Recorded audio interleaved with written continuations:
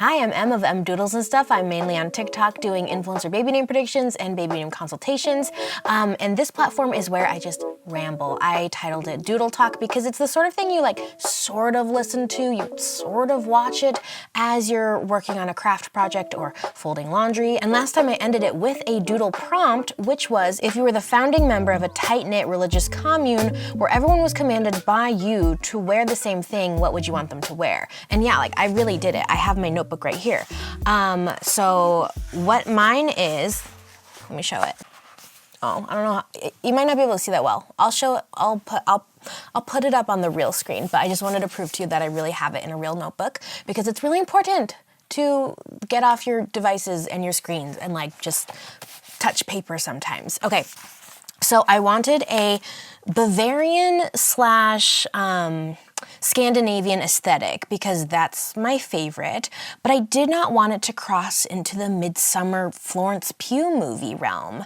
I watched that trailer on silent with one eye open, then had my sister explain the whole plot to me when she watched it. Yeah, too scary, way too scary.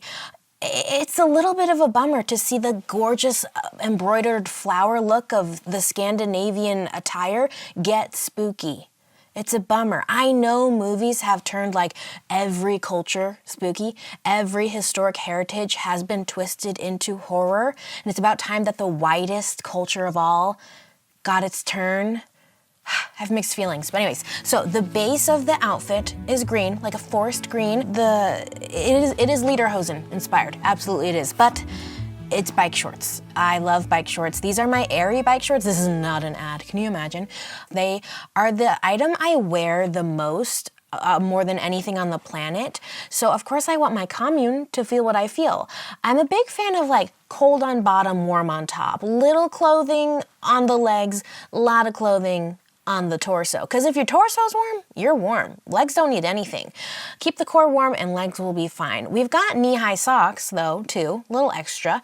And these can be swapped out for compression socks because have you ever worn compression socks? I first used them when I was pregnant and I never stopped. I love them. I had restless legs and Charlie horses when I was pregnant.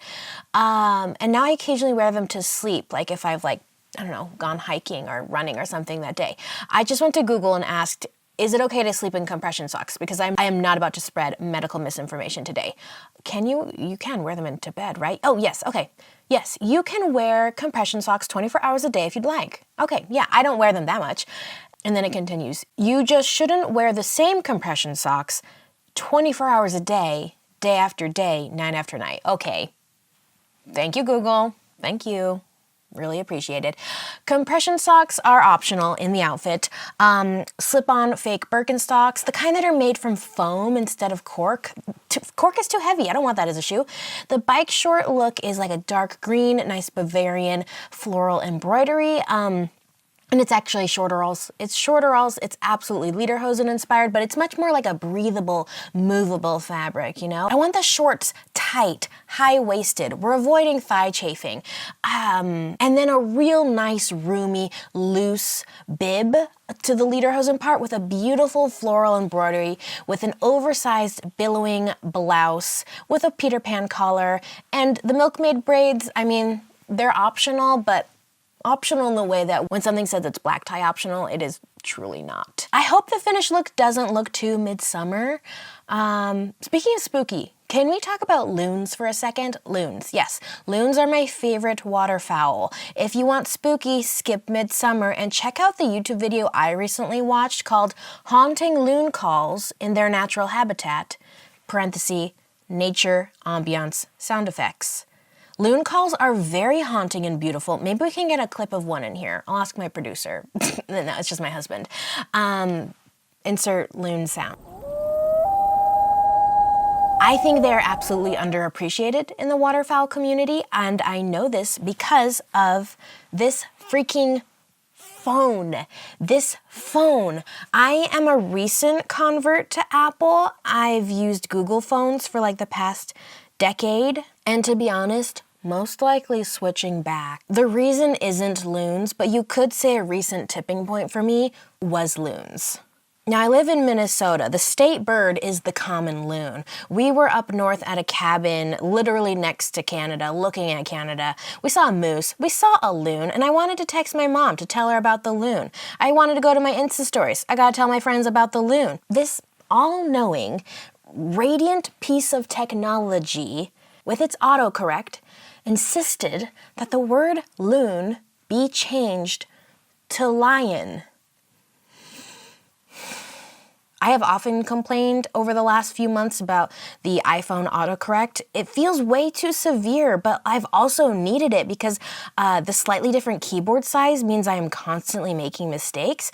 But to take a word that is a word and to autocorrect change it to a different word, to take a word that is the God-given name of an aquatic bird found in many parts of North America and northern Eurasia, and insist that I must actually be talking about the large cat of the genus Panthera, native to Africa and India with a muscular, broad-chested body.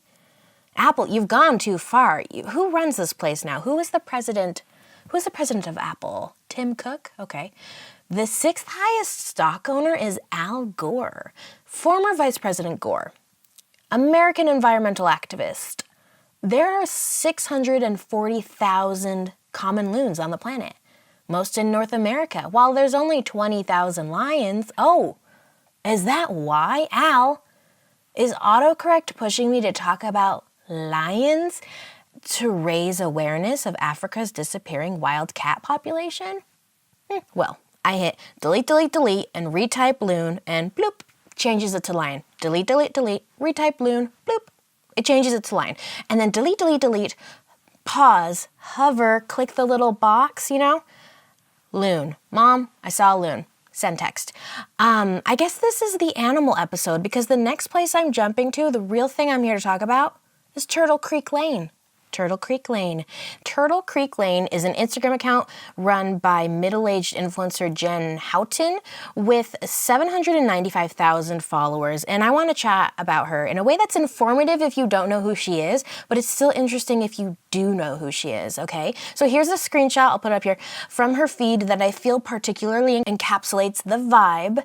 And the hottest tip I can give to you is if you don't know who she is that she is the real life version of two fictional characters from two popular pieces of media, okay?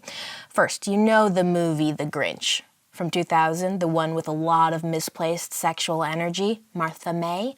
Martha May, played by Christine Baranski. Martha May and Turtle Creek Lane embody the exact same over-the-top Christmas style, and I think they look a lot alike. And then second, Parks and Rec. Jerry's wife, Gail Gergich, Christmas enthusiast who is way out of her husband's league, beaming smile, big hair, pristine family. They look a lot alike, and I think the way they talk is really similar too. So if I talk about Jen and you don't know who she is, just replace it in your mind with Martha May or Gail Gergich, and you'll have the exact same experience, I promise. So it's decor. It's about decor. Jen's account, Turtle Creek Lane, is really about the decor. Here's a few shots from different holidays. It's a lot. Her style is intentionally leaning into being over the top, vibrant, lavish, yet cheap. It's playful, excessive. It's Jen, and she is all in. Now, her bio starts with Turtle Creek Lane, designer, then blonde emoji. Quote, Jen, wife and mom of 5. Yeah, the whole family is all in. Her daughter and her daughter-in-law are both influencers following in her footsteps.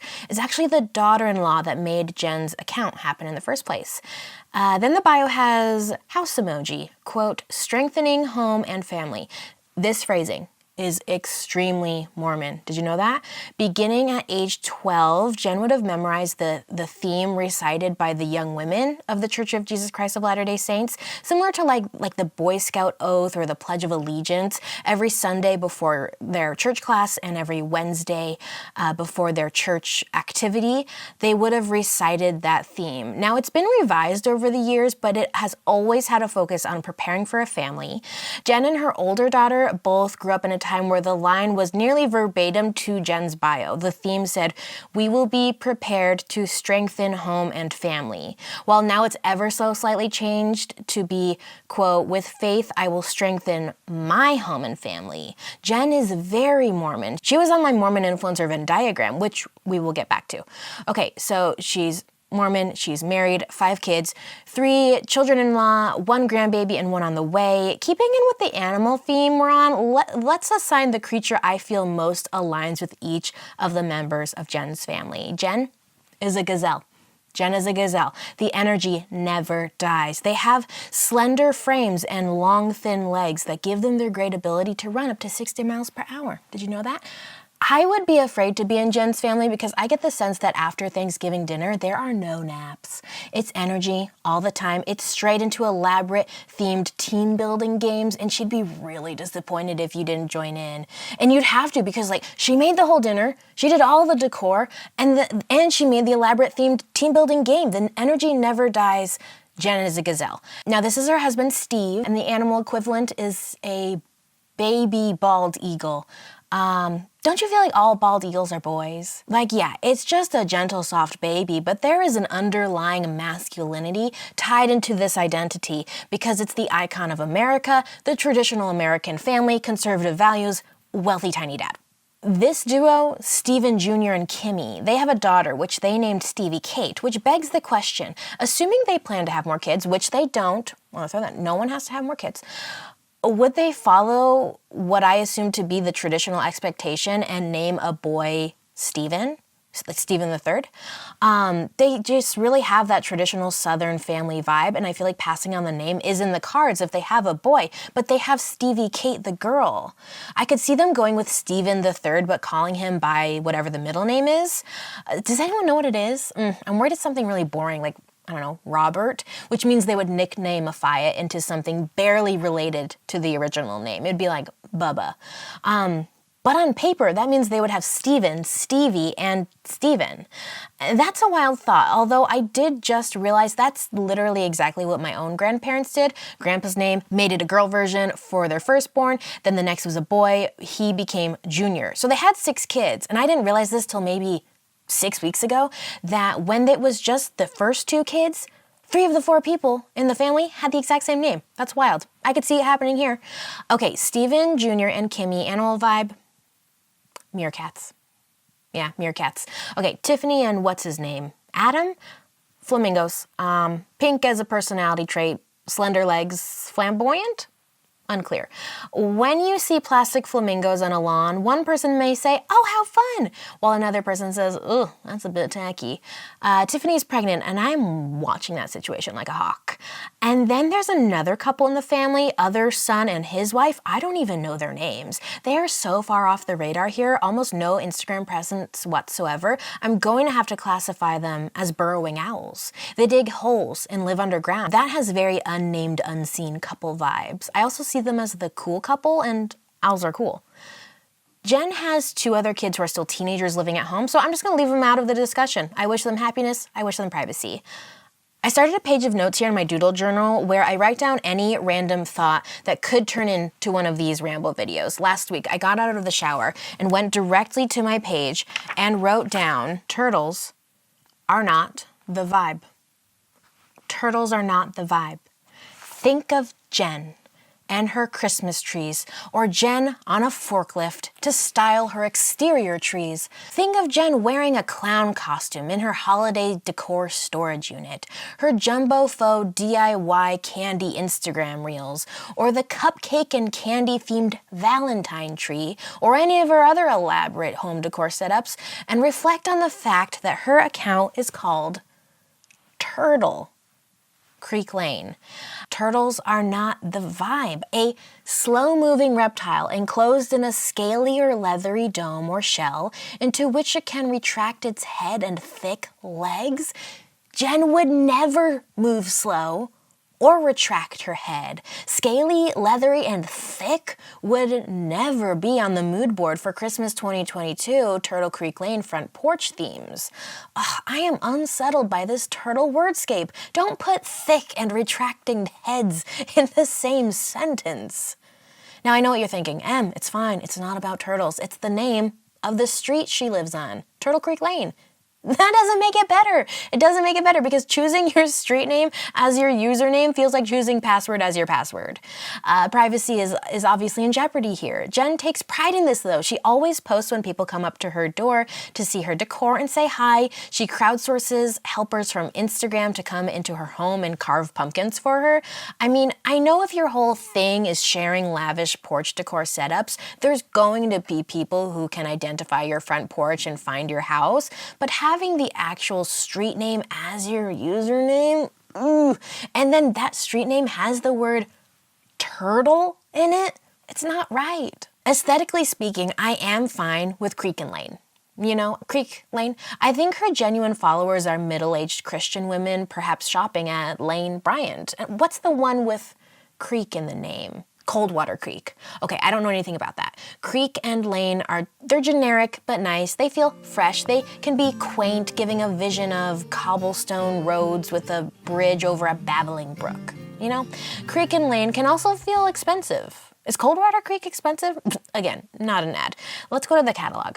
Okay, sort by most expensive. This is literally the only reason to ever sort a website by most expensive. Oh, it's not a purse, it's a satchel. It is $388 and I'm not a fan of it.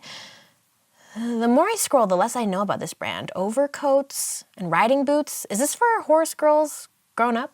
Horse grandmother? You know, horse grandmother makes me think of Queen Elizabeth. You know the pictures or the scenes from The Crown. Galoshes, hunter green woolen overcoats, silk headscarves. I love that vibe. In 2017, Vogue published an article called "Find Someone Who Looks at You the Way Queen Elizabeth Looks at Horses." And then there's a 2019 Vanity Fair article, "The Queen has said goodbye to another royal animal." Oh, yeah, it's a horse. I mean, think about how long she lived compared to how long animals live. That's a lot of goodbyes. The Met Police Task Force announced the horse's death on Twitter. Quote, "It's with great sadness." Oh, wait, no. "It's with the greatest sadness," that's much more powerful, "to announce that P.H. Keston has passed away."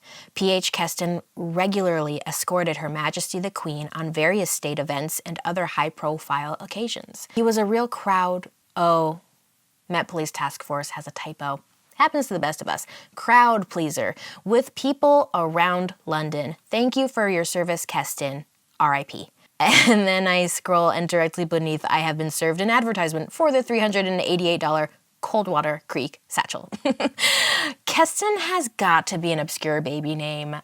Like, not necessarily because of the horse, but because it's so close to Preston and Weston. Preston and Weston both have Rocky Mountain West aesthetic, which includes Utah, which is notorious for making up baby names. And without any data to back this up, I do feel like made-up names are more likely to start with K. Preston to Keston, I could absolutely see that. Let's go to check it out. Okay, yeah, baby name websites are saying it's a name. It is here, but there's no other data.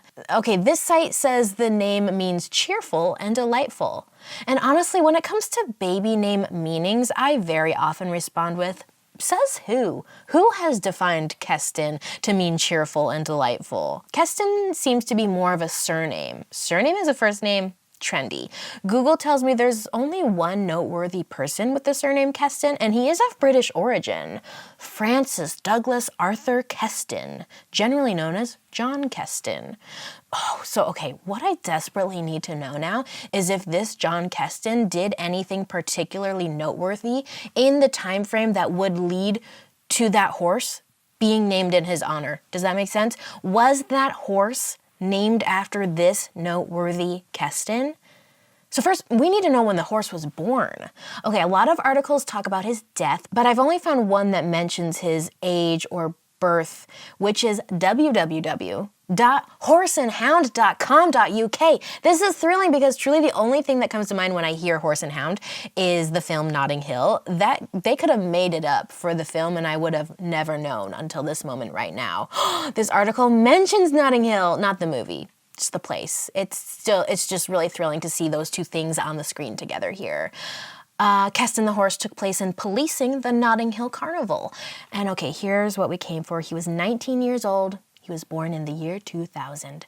John Keston the human was born in 1924 in London, England. When was the Queen born? 1926.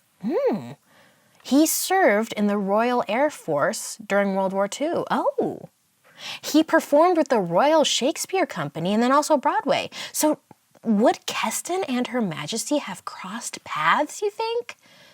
Horse wasn't born until 2000, though, so you might think by the year 2000, human John Keston was getting old. He was 74.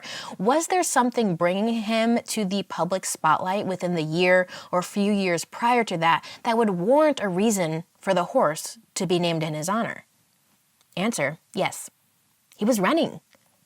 He was a runner late in life, and in the 1990s, he was setting several U.S. and British and world records in different age groups. At 70 years old, he was such an accomplished runner that he was a torchbearer for the 1996 Olympics in Atlanta, Georgia.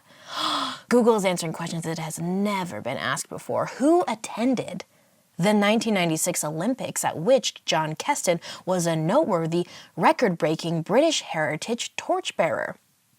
Princess Anne, the only daughter of the Queen, who was also the first royal to ever compete in the Olympics herself, exactly 20 years prior to that in equestrian sports.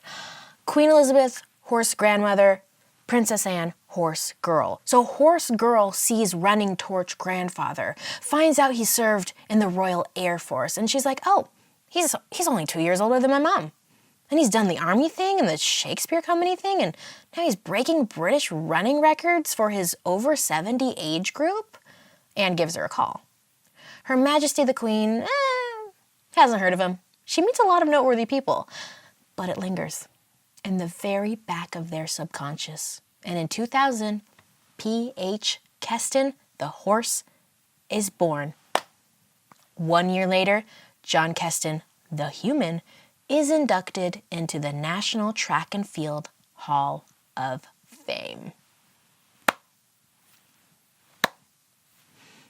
I'm assuming this is true until it's proven otherwise. While P.H. Keston the horse passed away in 2019, John Keston followed 3 years later, passing away February 13th, 2022, literally 20 minutes from where I'm sitting right now in Minneapolis, Minnesota, from COVID-19 complications despite being fully vaccinated. Literally 20 minutes from where I am right now. The only documentation of what I was doing that day is looking back at my photos and seeing that the only picture I took was a picture of a drawing my toddler did. Please look. Wow. It's like he knew. And something I know is that John Keston, longtime resident of Bemidji, Minnesota, way up north, tells me with certainty Keston was familiar with the beautiful and haunting call of the North American common loon. I don't want to live on Turtle Creek Lane. I want to live on Loon Lake Lane. We are actually currently in the market to buy our first house. It's very scary. And I realized I have the habit of looking at house listings and always checking the street name. If it's a good street name, I'm like, yes, I've got a good feeling about this one. I could see this being the one. If it's a bad street name, I'll still look at it, but by default, I'm skeptical. It probably has carpet in the bathroom. Let's click some random house listings around the state of Minnesota and see how we feel about the street names. Maybe we'll find a Loon Lake Lane. I'm going to start with a random listing from Bemidji in honor of John Keston. Okay, what have we got? 700 Minnesota Avenue. Okay, come on, you guys, cut the crap. We don't need a Minnesota Avenue in Minnesota.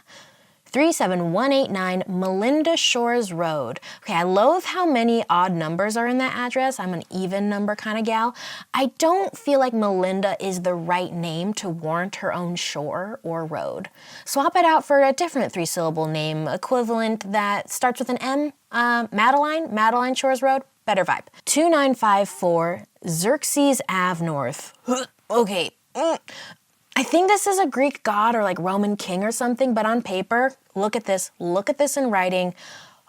I find it so unappealing. 2 X's in one word isn't meant to be. I would dread every time a receptionist at a keyboard says, "And your address?" Because you gotta say it, you gotta spell it, probably spell it twice. Oh wow, Xerxes backwards spells sex rex. Honestly, let's rephrase. Sex rex spelled backwards makes Xerxes. Xerxes feels like the made-up one here. Sex rex feels so much more of a tangible concept, like a novice male stripper in a dinosaur onesie he got on discount from his day job at Hot Topic. 22377 Linden Street. Pleasant. I am partial to addresses with fewer numbers, like 12 Linden Street. I want that one. That's way better. 47608 Pansy Landing Road. Love. This is very cohesive. I love the way the first syllable of pansy and landing rhyme. Pan, land, pansy, landing, road. Great flow. It's a little sing-songy. It makes me think of a lovely purple wildflower meadow.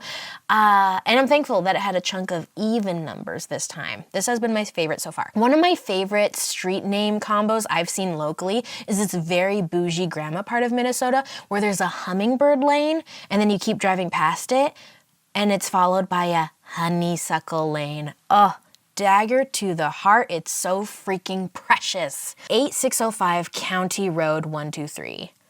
No.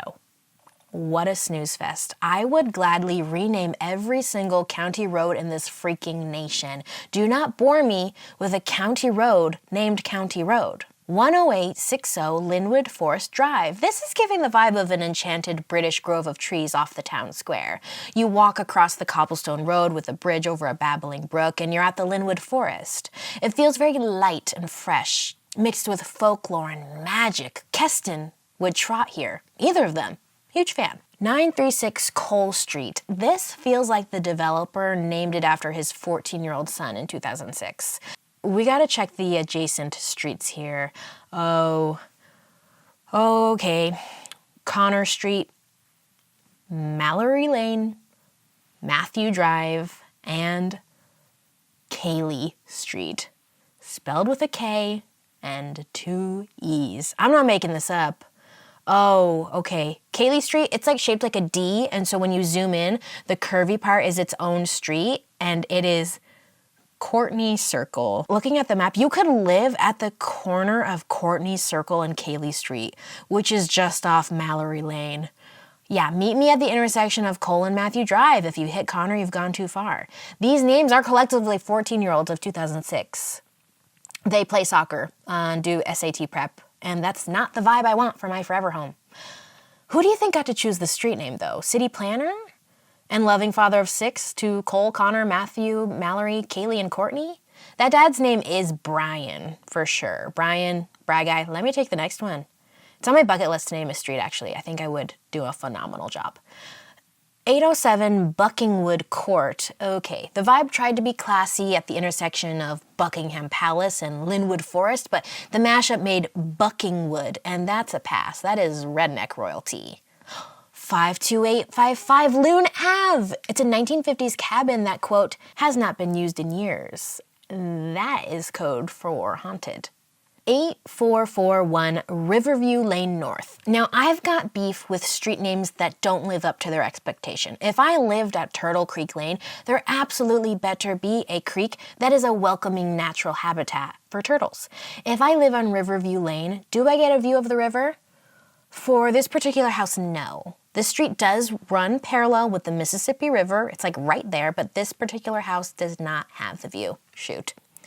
409 Main Street. This is basic. Yes, it's like a county road or state street, but it has charm. I'm actually on board with a Main Street. 1028 Orange Avenue East.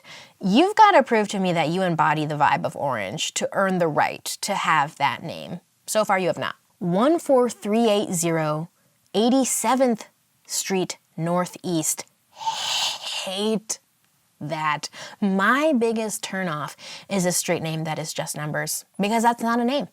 That is numbers. I'm bored and I'm never going to remember it. I hate it. 7741 Rimbley Road. Cute. 12053 Raccoon Road.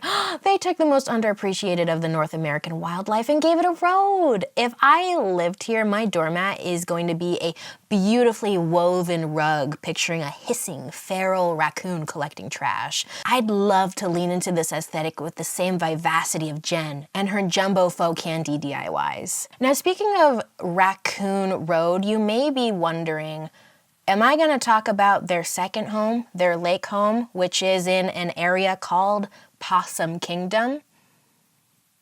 My God, it's so good.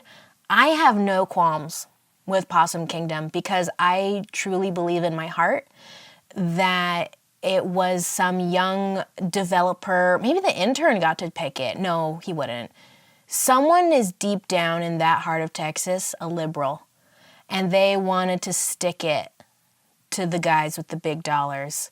And so given the opportunity to decide the name of this lake area with all the mansions, he chose the most she chose the thing that was most ridiculous for a wealthy person to have to say when they describe their mansion. These millionaires, these billionaires now have to say, my lake home is at Possum Kingdom. And I applaud that. Okay. There are two things I'd love to see from Jen of Turtle Creek Lane. One, for the Christmas 2022 front porch aesthetic, I want turtles. If anyone could succeed at festive turtle decorating, it's Jen. I mean, they're already green. You're already halfway there with the color palette. Jen would curate this vibe with enthusiasm and open arms for turtles. Jen, with her beautiful big blonde hair, has it in her to combine that retractable reptile with the birth of Jesus Christ. Every single slow-moving bone in my thick legs knows it. Turtles are not the vibe. Jen can make turtles the vibe. And here's the second thing I want to see from Jen, her own vibe transformation. Now, she was on my Mormon influencer Venn diagram in between the energy and luxury categories in a space I called chaotic wealth. If you go clockwise from Jen's spot at chaotic wealth, the luxury category included Emily Jackson of Ivory Lane. Ooh, a Lane name. Then Effortless Glam had Cara Loren, and then Chill had Amber Fillerup. These are all Mormon influencers in some way, shape, or form, and they're all top dogs. These are some of the OGs that bring in the big dollars, and they're all very blonde all the time up until 3 to 4 weeks ago, when all three of those dyed their hair dark blonde. I mean, yeah, going darker for fall and winter is not a new concept, but these three particular influencers are always really blonde, like the honey yellow Barbie blonde. But within the span of the last month, all these big dogs went dark. I think Jen going darker is less likely than Turtle Christ, which is why I took it upon myself to see the look in Photoshop. Yeah, I did that off screen, and as I was adjusting the layers and using the lasso tool, fully neglecting life's actual responsibilities, I realized, oh, okay, time to rein it in. Keston, rein it in. We're going to talk about my Turtle Creek Lane vibe transformation, and then we'll be done. I have gone as far as I should go. Okay, I'm revealing this what not to wear style. Not that Jen would ever be on that show. She's incredibly well-dressed and confident. I just like the way they do the reveal at the end after explaining everything they're going to do. Okay, I'm looking at Jen's picture as I say this, like I'm the stylist talking to her. Okay. I want to transform this into a dark blonde, borderline an ashy neutral brown, close to your natural hair color. We're keeping the sweeping side part, and I know you love your volume. You can still have that, but the length will just be shorter. A blunt, chunky, layered lob just over the collarbone will allow you to work with your volume in a new, fresh way. Tousled, soft waves on this darker color will add to your already youthful energy. And Jen, we're adding bangs. Trust me on this. Let's talk about the makeup we're gonna try out. You are so committed to looking polished every single day, so this might sound a little funny, but we're gonna try going a little more natural. Brows, they're going fuller and just a smidge darker to match with that new hair. I love the way you do your eyes, and I want you to keep that exactly the same with just one adjustment. No mascara or liner on the bottom lashes, okay? It's gonna open up, it's gonna brighten the eyes. Then just take a little tiny smidge of highlighter, add it to the inner corner of the eyes, and the tip of the nose. I know, it's what the kids are doing. I know, I promise you, this is adding a glow to your face to match the glow I already see inside your heart. All that's left is deciding colors for the cheeks and the lips. Your smile is going to look radiant in anything. I want to scale back that color for more peachy, natural lipstick. This is called Coral Candy Cane. It's very light and fresh, and this bronzer is just gonna add a peachy warmth over the cheekbones, okay? And before you see your final look, let's get you into that new wardrobe we picked out. The 90s are back, baby, and Jen, you are so petite that we selected an oversized dad jean to create a playful balance, paired with a vintage collared white blouse with just the hint of a drop shoulder. It's roomy, and I know you are hesitant about those pieces coming across as too baggy on your small frame. That bold leather belt cinches everything together at the waist, now actually emphasizing your cute size, not hiding it. Jen, now you were a young mom in the 90s, right? You were 18 when you got married? Wow. And you look back at those early years so fondly. The babies and the playing down on the ground as they learned to crawl. You loved your babies, and that youthfulness is still inside you. And that is what we're bringing back today. Jen, look in the mirror. And then there's the theme song music, and she cries, and Steven the baby eagle hugs her. The meerkats are bouncing, the flamingos are flapping, they're recording an Instagram live. I'm emotional right now. I don't know if Jen would be happy crying or sad crying, honestly, at this transformation, but I am such a fan. You guys, just look at it. Is it beyond weird that I did this? Yes, but I'm also so impressed. I love this fresh 90s mom Jen. She looks exactly like young Jenna Rank from 13 Going on 30. She goes from being 13 to Jennifer Garner to Jen of Turtle Creek Lane. What a powerful trajectory. Let me just toggle back and forth between these images a few times. It's so satisfying. Just look at this. Look at this. Before, after. Before, after. Before, after. Okay. Now, when Doodle Talk ends, I like to leave you with one doodle prompt of something you should draw after this video ends. Get off your screens, put the devices down. We all need it. Touch some paper. This doodle prompt for you now is create a beautiful decor setup with the theme of an animal you don't like. That could be like a front porch setup, a mantle, centerpiece, a general room design. You choose. And yes, leathered turtles are up for grabs. Bye!